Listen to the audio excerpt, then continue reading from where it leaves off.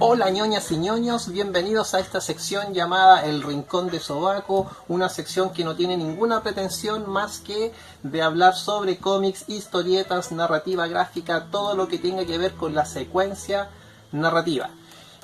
Agradecer a las 6 personas que le pusieron play al video anterior. Hemos subido de 5 a 6 personas, así que estamos muy contentos. Esperamos llegar a la meta para el próximo capítulo, que es subir de 6 a 7 personas que le pongan play al video. Así que muchas gracias a la gente que también ha comentado y también que nos ha hecho llegar sus comentarios. En el capítulo de hoy vamos a hablar sobre una publicación protagonizada por Superman. Todos sabemos de una u otra forma quién es Superman, ¿cierto?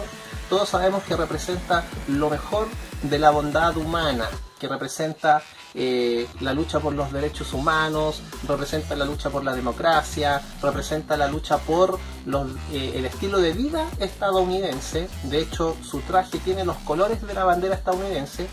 Pero ¿qué hubiese pasado, por ejemplo, si Superman, en vez de haber caído en Kansas, Estados Unidos, hubiese caído en Ucrania, cuando formaba parte de la Unión Soviética? ¿Qué hubiese pasado, por ejemplo, si Superman, en vez de haber sido adoptado por esa pareja de granjeros en Kansas, hubiese sido padrinado por Stalin? ¿Qué hubiese pasado, por ejemplo, si Superman, en vez de haber abrazado la causa capitalista, hubiese abrazado la causa comunista? Todo esto son preguntas que son respondidas en este libro llamado Superman, Hijo Rojo, que es una publicación, en este caso, particularmente, esta es una edición que corresponde al año 2013, publicado por la editorial SC, filial argentina. Y es una publicación con guiones de Mark Millar, dibujos de Dave Johnson, Andrew Robinson, Kilian Plunkett y Wolpen Wang. Esto básicamente es una historia que entra en la categoría de ucronía. ¿Qué es una ucronía? Bueno, una ucronía corresponde a una historia relatada en un contexto hipotético. Por ejemplo, si algo que no ocurrió hubiese ocurrido, como en el caso de Hijo Rojo, en el caso de que Superman hubiese caído en la Unión Soviética, ¿cómo sería ese Superman? ¿Qué hubiese pasado en una historia, en un mundo ambientado donde Hitler ganó la Segunda Guerra Mundial? Eso también es una ucronía, porque todos sabemos que en realidad Hitler no ganó la Segunda Guerra, por lo menos en esta dimensión. Así que eso es básicamente una ucronía. Así que, sin más preámbulo, vamos a entrar de lleno al análisis de este libro. En 3, 2, 1, ¡vamos!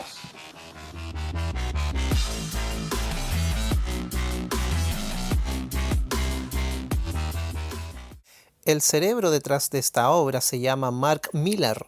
Nació el 24 de diciembre de 1969 y se ha destacado en el mundo del cómic por escribir obras como Kick-Ass, Civil War, Nemesis, Superior y The Ultimates, entre otros. La historia parte en la década del 50, en pleno apogeo de la Guerra Fría entre Estados Unidos y la Unión Soviética, donde el primero lleva la delantera en términos de victorias. Un científico llamado Lex Luthor es el responsable de dirigir los avances tecnológicos en los cuales se apoyan los triunfos de Estados Unidos. Sin embargo, en la Unión Soviética, un día aparece Superman, quien trabaja para sacar a su pueblo de la pobreza y de la hambruna. Esto llama la atención de Estados Unidos, quien da inicio a un plan para neutralizar a esta amenaza que podría llegar hasta su propio país. De esta forma, comienza una lucha donde Superman, con la ayuda de Stalin, logra equiparar la balanza, logrando desplazar a Estados Unidos en el liderazgo mundial. Una vez que fallece Stalin, Superman asume el liderazgo de su país, comenzando una expansión del comunismo a escala mundial, quedando solo Estados Unidos y Chile como los dos únicos países que resisten la hegemonía soviética.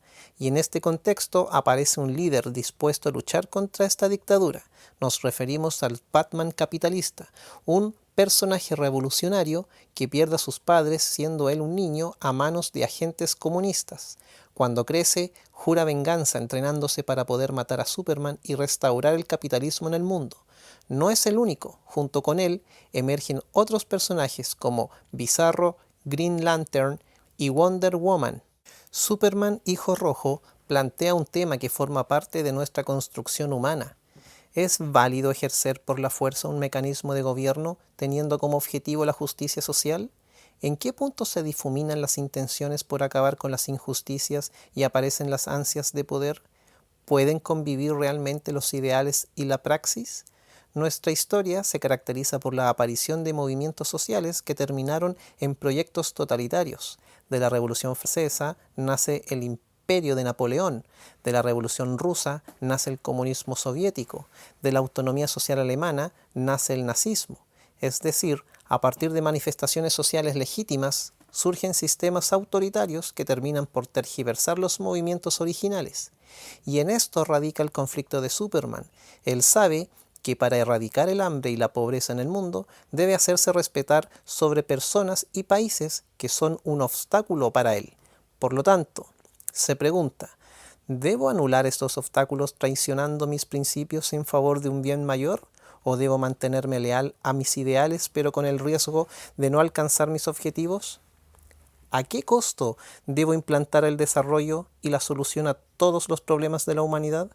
¿Con cuántas muertes tendría que lidiar mi conciencia para buscar la sociedad perfecta? Y a partir de estas inquietudes sociales y morales se deslizan otras inquietudes de índole filosóficas. Por ejemplo, al plantear un modelo de sociedad perfecta, ¿cabrán espacios para manifestaciones humanas? ¿Podremos expresarnos de acuerdo a lo que nuestro componente humano nos dicte? ¿Podremos disentir? ¿Podremos cuestionar? ¿Podremos enojarnos y desquitarnos contra todo lo que no estemos de acuerdo? ¿No será que la imperfección es lo que nos hace humanos? ¿Cómo puede subsistir lo humano en un modelo perfecto? Estos cuestionamientos llevan a Superman preguntarse constantemente si el rol que cumple es moralmente válido, y en eso radica la riqueza del personaje, en la complejidad de sus cuestionamientos.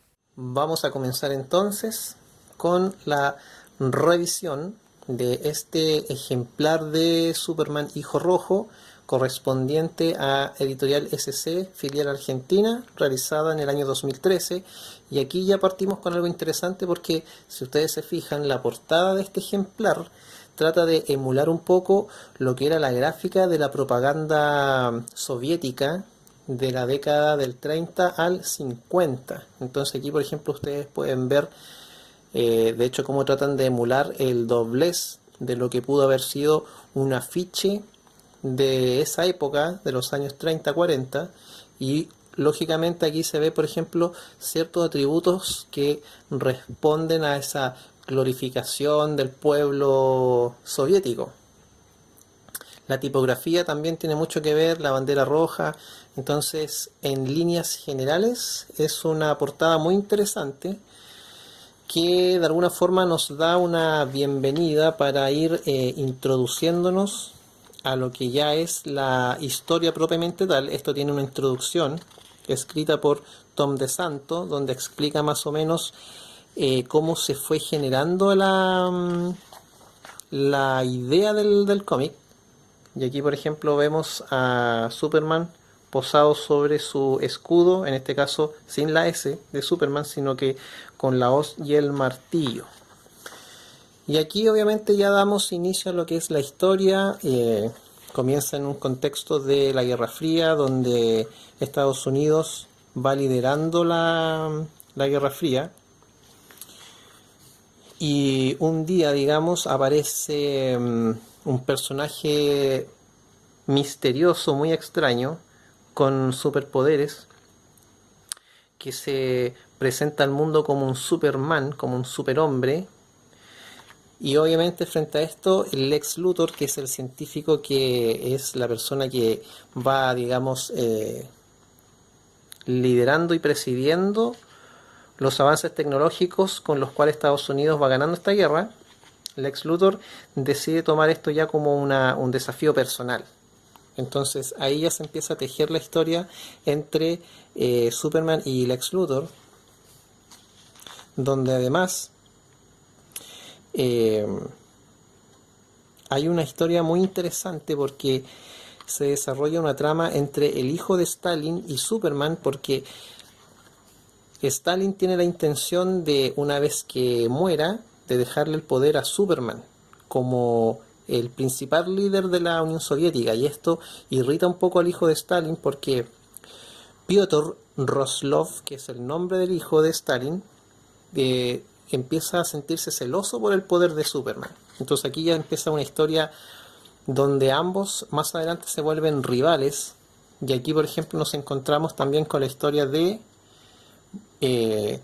un niño cuyos padres son asesinados por agentes soviéticos, lo que obviamente va a dar inicio más adelante a la creación de Batman.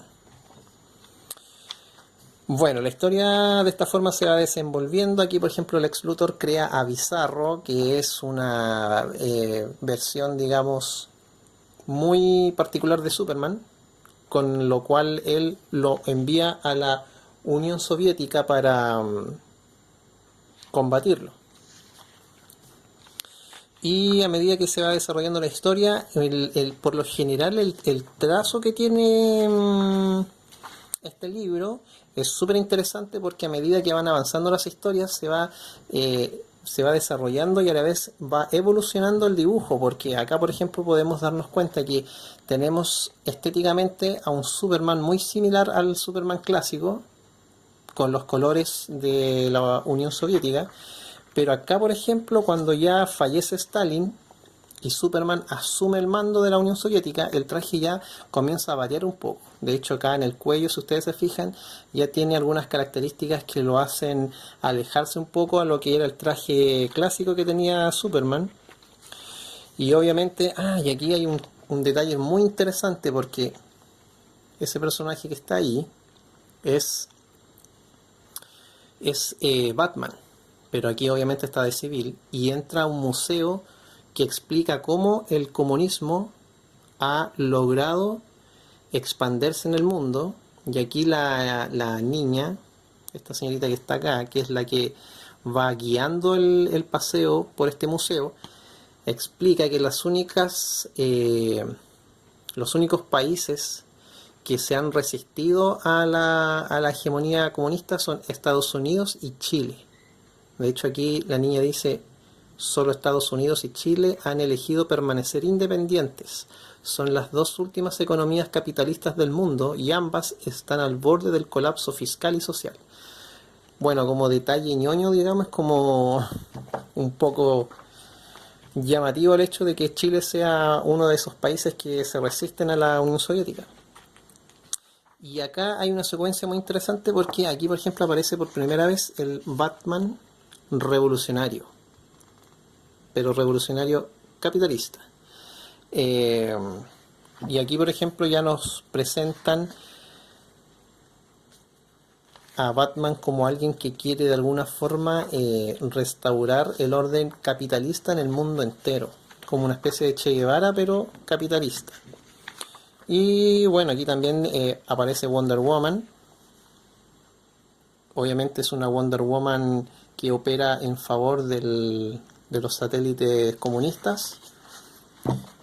Y como les explicaba recién, acá por ejemplo tenemos el desarrollo de Superman en términos de personaje, y también en términos estéticos, porque una vez que la historia avanza, también avanzan los años y avanzan las décadas, y Superman tiene la habilidad de que él no envejece como el común de los humanos. Por lo tanto, si bien el resto de la humanidad está envejeciendo, él permanece joven, y eso a él le permite poder concretar este ideal comunista por medio de la alta tecnología. Entonces él, por ejemplo, va perfeccionando la sociedad en beneficio de los trabajadores y de la armonía social.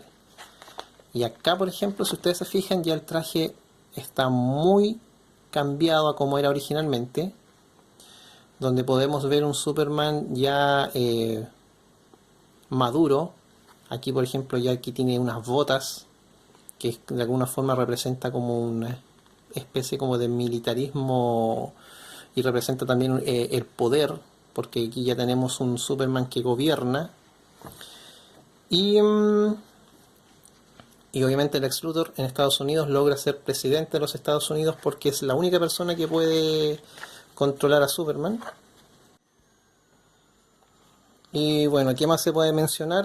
Originalmente esta fue una publicación realizada en el año 2003, donde la editorial DC en esa época estaba en un momento muy bajo en términos creativos y también en términos técnicos. Por lo tanto, esta historia viene como a salvar un poco lo que era la editorial en esa época. De hecho, de acuerdo a la calidad de lo que se estaba publicando en esa época, esta es una historia y una publicación que en términos técnicos es muy avanzada para lo que es el año 2003. De hecho, el trabajo de colores, si ustedes se fijan, es un trabajo muy elaborado para lo que es el año 2003.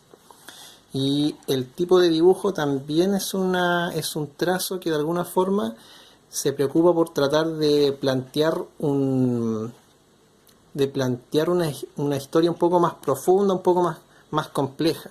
O sea, tratar como por medio del dibujo representar una historia que no es simple, que no es sencilla. Y eso de alguna forma permite que este cómic sea hoy catalogado de culto por los lectores que no están habituados a la lectura común de ya sea del género de superhéroes o al género de ucronía. Y bueno, particularmente esta publicación termina con los clásicos bocetos de cómo se fueron desarrollando los personajes. Aquí por ejemplo tenemos los primeros bocetos de cómo iban a ser el traje de este Superman comunista. Aquí por ejemplo tenemos también un boceto sobre cómo se iba a ver Batman. Y tenemos también de Wonder Woman. Así que en términos de documentación, es un cómic, es una edición muy interesante, por ejemplo, para aquellos que les gusta no solamente quedarse con la historia, sino que además les gusta ver un poco cómo es el making of del cómic.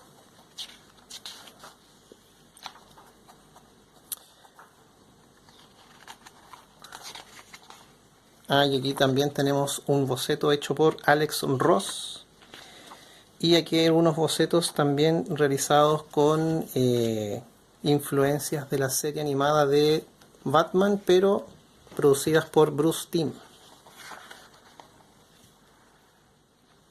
Y acá ya finalizamos con un boceto realizado para Batman, pero con ciertas influencias de Bob Kane. O sea, cómo hubiese dibujado Bob Kane el Batman que aparece en esta edición de la historia.